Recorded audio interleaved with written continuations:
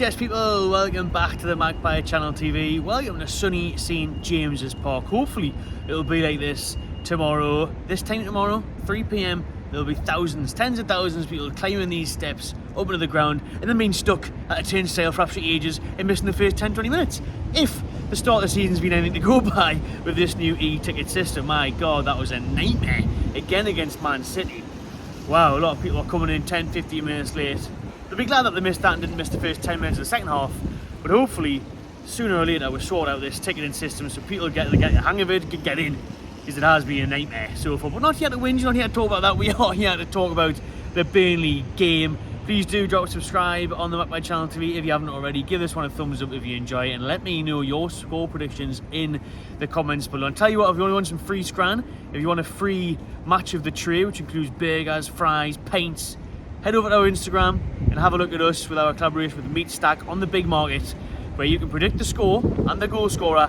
Win yourself a lovely tray of free scan from Meat Stack. You would have seen them in my videos already. Go and check them out. I'm not sure when the Instagram post will go up. Might be Friday afternoon, might be Saturday morning, but keep your eyes peeled on that one. Get yourselves entered and you could win a nice juicy burger, some chips, some pints. Perfect match day scran. Alright, so get involved in that. And without further ado, let's talk about that Burnley game. Then it's a traditional, old-fashioned 3 p.m. Saturday kickoff. My days. I can't even remember the last time we had a 3 p.m. Saturday kickoff. And we're not going to have many more. Oh, we're really, with all the games we've got coming up. Obviously, Champions League next week, and then into the next round of the Carabao Cup, which has been confirmed today to be the 1st of November against Man United at Old Trafford. So Wednesday the 1st of November, 8:15 kickoff for that one at Old Trafford. The day after Halloween. Let's hope it's a happy one for the Tudor week and really progress in the Carabao Cup. I talked about the Carabao Cup draw anyway last night on the Thursday night live show. Every Thursday, 7 p.m, Toon Talk Live. So make sure you get involved in the weekly live show. And if you want, you can look back on last night's show and what I was talking about in the Carabao Cup draw. So have a look at that. But this one is all about the Premier League, and Newcastle United all looking to get 3 Premier League wins in a row. So after a stinky start of the season, it was all a disaster, wasn't it? You know, lots of people whinging, lots of people getting carried away and upset, and I said, chill out, relax. I said, judge the table after 10 games. I said it. Not once did I panic. Well, Brighton, a little bit. Brighton was awful after that game, but I was never one of these where they were, you know, saying, oh, the players are rubbish, or Eddie Howe's having a nightmare. I said, give it time, relax. We've had a tough start, and now that we've been playing teams that aren't, you know, your Man Cities, your Liverpools, we're starting to pick up points. Listen, 8 goals last week at Sheffield United. That was delightful. Enjoyed every single one of them. And obviously Brentford the week before that did what we had to do, had to get the win, and we did that. You know, got the scruffy 1-0. That'll do. Lovely. Move on. Tomorrow, Burnley, our chance for another clean sheet and a chance to get that 3rd win in a row. It isn't going to be easy though. However, I did say that about the Sheffield United game, and how wrong was I? I said a scruffy 1 or 2-0 win, and we ended up blitzering them. Blitzering them, is that even a word? Don't know, but we did it. Blistered, blasted. That's not a word either. What's going on? Blasted. I'll say it was a blistering game and we blasted them. I should just say thrashed them. That'll be a lot easier. We thrashed Sheffield United 8-0. There you go. Could have been another thrashing against Burnley. It really could. It really, really could. Because for me, the way Burnley play, it could be like a basketball game tomorrow. It really could. It could be a mad scoreline. So now that I predicted 1 or 2-0 against Sheffield United last week, and now I'm predicting a mad scoreline against Burnley, it's probably going to be the opposite. A 1-0 tomorrow. Hopefully not, because I'm saying it. The way Vincent Kompany plays his side leaves them wide open. They will go for this game. They will go toe-to-toe for Newcastle. Kompany's done it against the big teams he's played so far in the league. He's not going to be scared of doing that. He's going to come to St James Park tomorrow to win. He's not going to come here to shut up shop, play a low block and try and nick a point. He'll be coming here to win, and I respect that. And that really does open the gaps for Newcastle. With our pace on the break, with Anthony Gordon, we could really capitalise on that. So, but then again, Burnley could capitalise on us. However, our defence has been a lot better lately, so we'd fancy our chances. But Burnley have only got 1 point since their return to the Premier League. Just a 1-1 draw with Nottingham Forest. However, you look at their fixture list as well. They did have a really tricky start. A lot of people were tipping Burnley to do well this season, or at least, you know, finish comfortably out of that bottom 3. It's a big challenge for them because, listen, the flew out of the championship last year. You know, in fascinating fashion, they were tearing teams apart, scoring loads of goals, and then they came up no bother.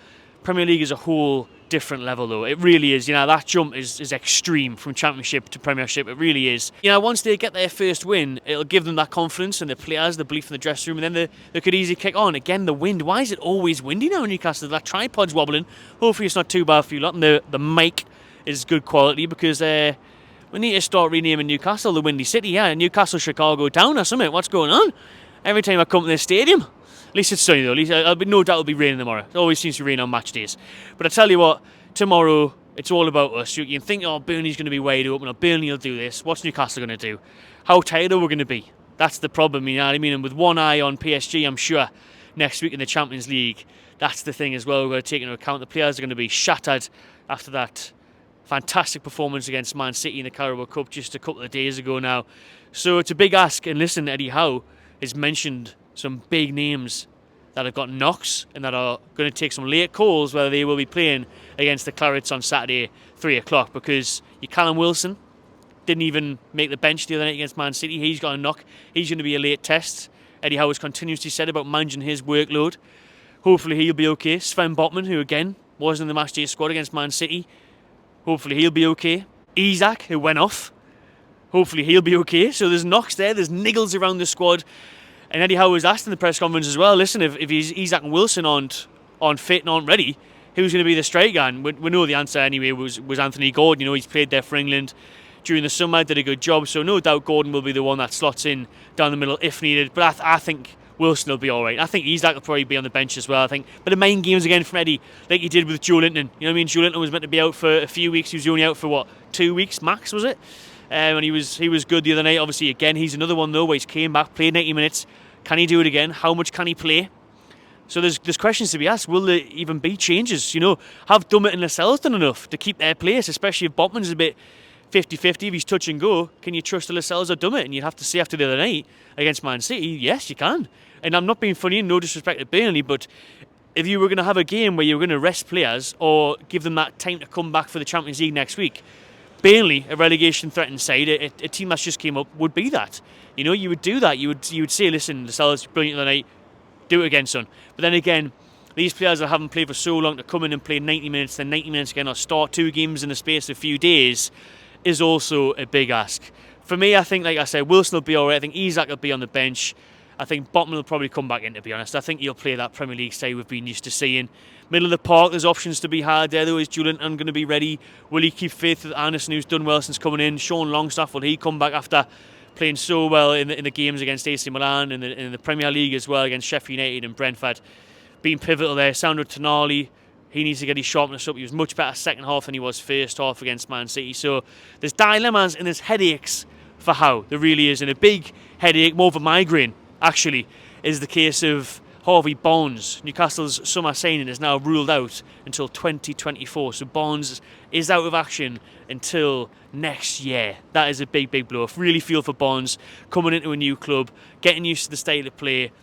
You know, you want to be getting minutes under your belt, do as good as you can, get used to it, and then he's ruled out for months. It's a huge blow. It's a freak toe injury, is what Eddie Howe said. He said he's never seen anything like it. He doesn't really know exactly what it is. Is it a fracture? Is it this? He said he's unsure. Thankfully, there's no surgery required for Barnes, but he is going to be in a boot. His foot is in a foot boot for a few months, and he won't be back until New Year. And again, a chance for him, look at the size of that wasp, chance for him to play against PSG, maybe even come off the bench. You know, he only came on for a few minutes against Milan. He would have been thriving and craving some European action coming from Leicester. So I feel sorry for him there as well. But hopefully he comes back strong and he can play a part next year. We'll get out the group stages, no bother, and he'll be ready for the knockout rounds and then the FA Cup and stuff. So he'll get his minutes under his belt, but it's a shame for Barnes. It's a big blow for him personally and for Newcastle. Options-wise, listen, if everyone's fit, we're all right. You've got Gordon there who's on fire. You've got Isak who can play on the left. You've got Joe Linton who can play on the left. Willock when he eventually comes back as well. So it's not a disaster until maybe Gordon got injured. Then it will be an absolute stinkfest. But hopefully it doesn't come to that. Against Burnley anyway, we've got a good record here at St Chambers. We always seem to get the win against them. Even in the Steve Bruce days, we beat Burnley them COVID times when we were St Maximin with a couple of goals. So I fancy us. You've got to fancy us against Burnley. Surely, if you can't beat your Burnleys at home. You know, Brentford, we've got the job done. Sheffield United, we tore them apart. Burnley tomorrow, like I said, it really could be an open game with the way they're playing. It's not the Burnley of old. It's not your dice ball. You know, you're not coming here with a 6'6" striker and he's pumping it long. They will try and play out from the back. They will try and play football. They will open up. There will be gaps. It will be interesting. I'm going to go for a 4-0 win. 4-0 Newcastle win. That's what I'm saying for tomorrow's game against Burnley. Make sure you head up to Pumphrey's Bar before the game. Pumphrey's on the Big Market. I will be there again pre-match to have the chat before the game. Talk about team news, talk about the game, talk about everything Newcastle United in general. Q&A with the crowd as well. There's a chance for you to have your say and ask me a few questions. It's always good cracking there. We always have a good laugh. 2 pints for £7. Can I go wrong? Get yourselves to the Big Market. Pumphrey's Bar on the Big Market before the game. Pre-match chat. Have a game with it. And I will back that 3-4-0 win. 3 or 4-0. But it'll be really interesting to see the team news as well when it does come out at 2 o'clock tomorrow afternoon. And do drop in the comments your score predictions for this game. Hopefully another 3 points. Move up the Premier League table. And like I said, the start of the season is starting to look a lot prettier. And we can go into that PSG game with plenty of confidence next week. Once again, thanks for watching, people. And make sure you subscribe because there will be loads of content coming your way next week. You've got the PSG game on Wednesday. There's loads going. I've got loads planned for the European game next week. So stay tuned to the Magpie Channel TV and I'll see you on the next one.